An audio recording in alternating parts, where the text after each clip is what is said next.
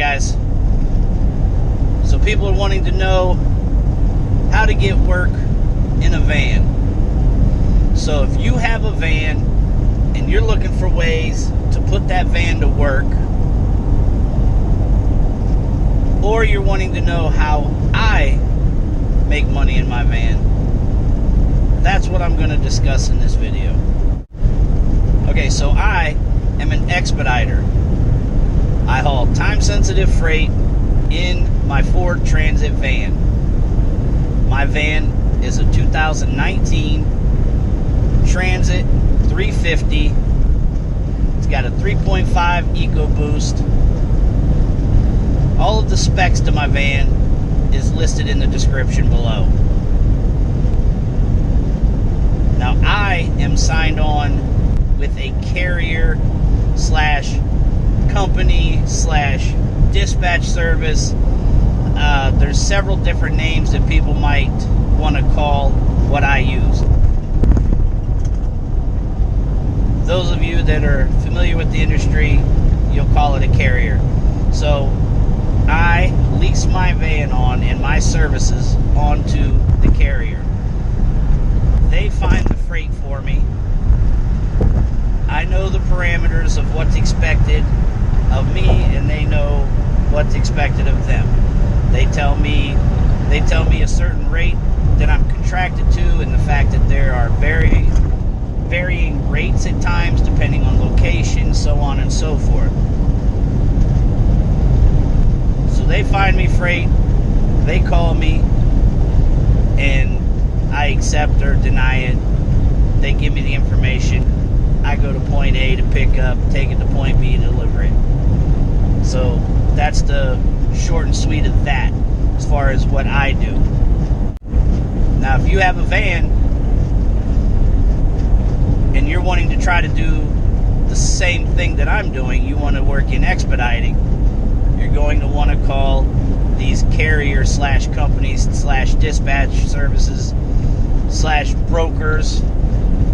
So in order to do that, you need to first understand the industry so that you know how to get in touch with these people, because there is no step 1, 2, 3, 4. It is not a as I've heard it referred to in the transportation industry. I heard somebody refer to it in the way that is correct. It's not a cookie cutter industry. Like there's no one size fits all to this. So you need to understand what the industry is, period, in order to take the next step. So from here on out in this video, it's going to be a generalized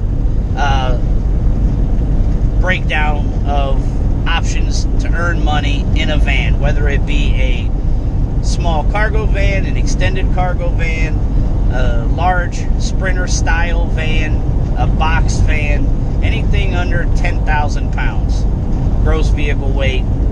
So that is where your van and your maximum payload is going to be less than 10,000 pounds. That is what we're in. Because if you get anything over 10,000 pounds, then you have to start running logs.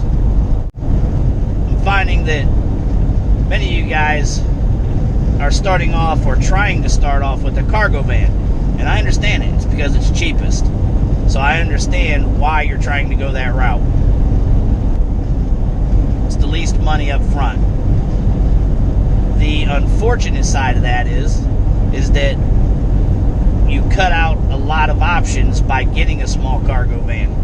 A lot of you are also, by getting a cargo van or by trying to cut down your upfront cost, you're also getting fairly old equipment as far as the age of the van.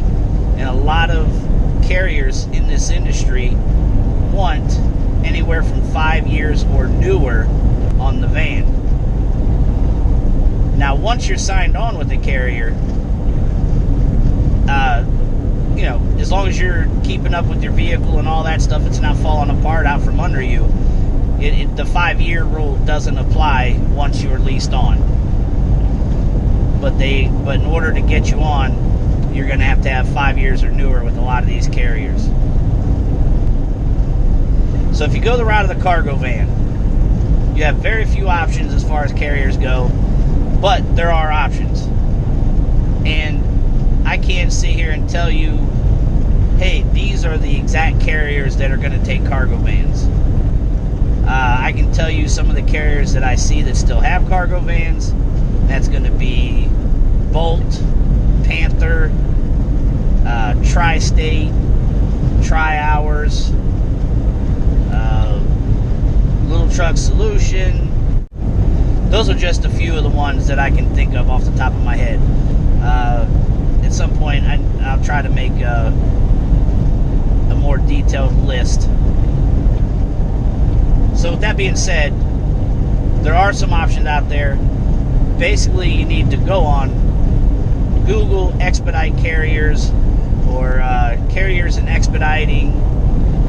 You know, I've also mentioned going to Expeditors Online, and on their web page there's usually a listing of a bunch of carriers, and you can just basically start going down the list and calling. I mean, there is going to be some legwork in doing what you need done. This isn't going to be as simple as you pop a YouTube video on and they're going to point you to the, you know, to the exact spot that's going to be perfect for you. It's just not that easy.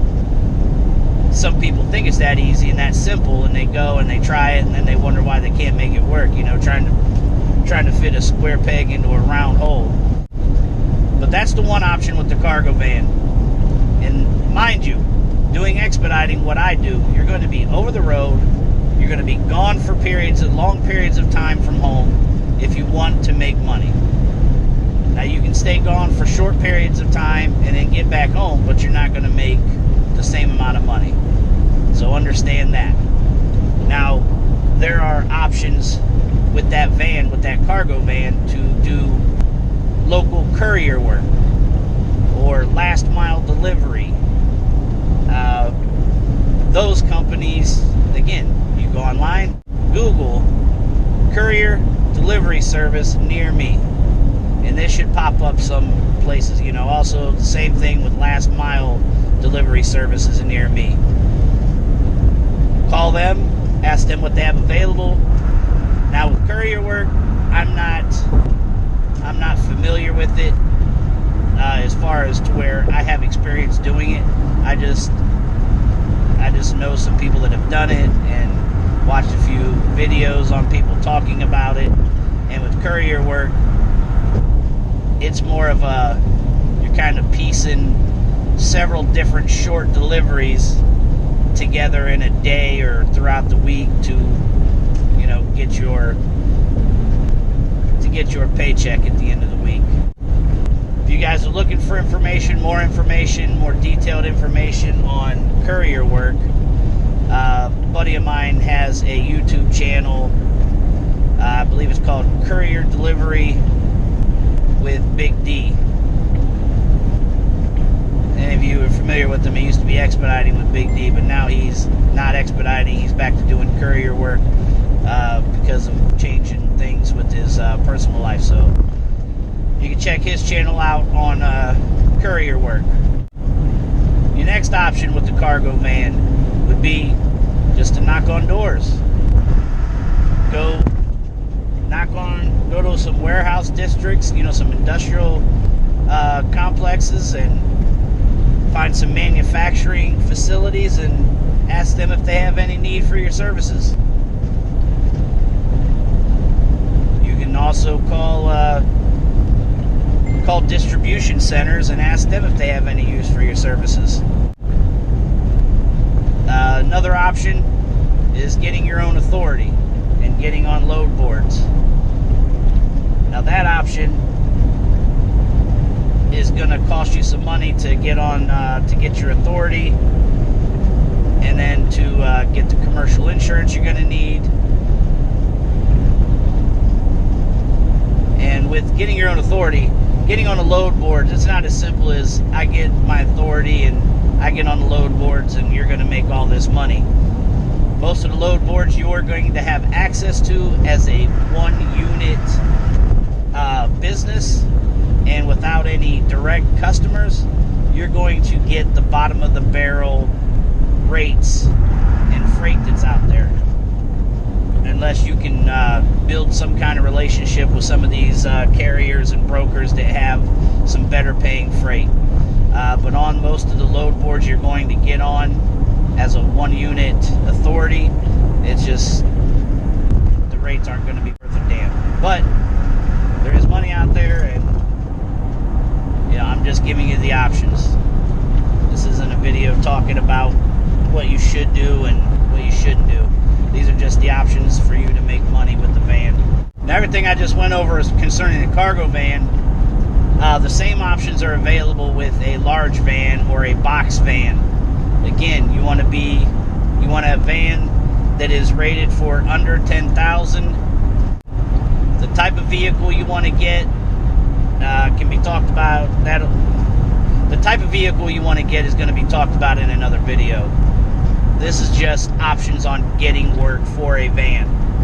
So with the larger vans, whether it be a box van or a sprinter size van, which is the long and tall, which is over 144 inches in length, roughly 60 inches plus in height, and 53 to 55 inches in width. Those vans, you have all the same options. The difference is with those larger vans, you have more options available as far as carriers or companies or brokers that are going to be willing to bring you on to find freight for you. Now, I personally, my brother and I, we have our own operating authority, which is a separate entity from what I do in this van that I'm driving currently. This van here, I have leased onto a carrier. I don't do anything personally in this van because the insurance is covered through that carrier. The logos and everything that are on this van are through that carrier. So I do not do anything through my own authority with this van. So now with the operating authority, we were able to get on load boards, and we have a few vans leased on under us, which is signed on with us, whatever you'd like to call it, leased, signed, contracted, whatever it may be. There is no set in stone, like you got to be with us for X amount of time or anything like that. Just a generalized, this is what we agree to provide for you, and this is what we expect of you signing up with us. That's the generalized contracted with the vans that choose to work with us. Now, through that avenue of finding freight, we're on some load boards. We bid the loads. We get the loads, or we don't get the loads, and that's how we find freight through the operating authority. So I'm hoping this video answered those questions on how to get freight. If you still have questions, please leave it in the comment section or email me. Alright guys, if you made it this far and you like the content of the video and you want to continue to get information, tips, and whatnot on expediting or just work with the van, subscribe to the channel if you haven't, hit the like button, share, and I will see you guys in the next video, man. Guys, be safe.